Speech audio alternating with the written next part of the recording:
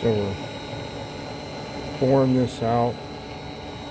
It's cast aluminum, and we're going to try to put a steel sleeve in there, and we're going to use 1-inch pipe threads, and then we'll put our set screws in the side, one over here and one on that side, to hold this sleeve in, and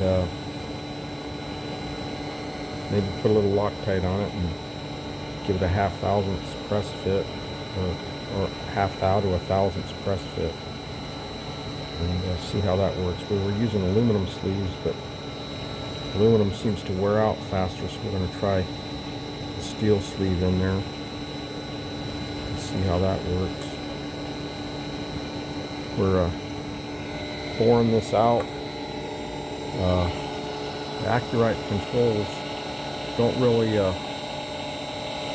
have a boring program. They have interpolate with an end mill, but when we tried interpolating this with an end mill, and when you get out here to the thin wall, the end mill would flex, so the hole would be bigger this way than it would be this way. So the hole would be egg-shaped, so it didn't really work too well. So we decided to put a criterion and a boring bar in there. So what we have to do is, when it gets close to the bottom of the hole in the Z-axis, you have to stop it, push the stop button twice to stop it, and then hand feed it down to the bottom of the board, because on that position drill program, which is what we use for boring, when it gets to the bottom of the hole, it'll just come out, and then it'll leave a spiral line in your bore, which we don't want.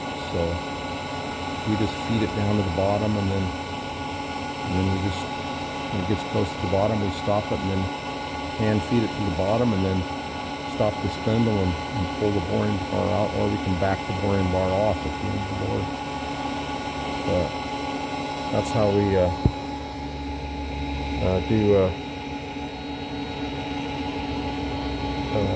boring with the criterion on this, with the Acu Rite controls.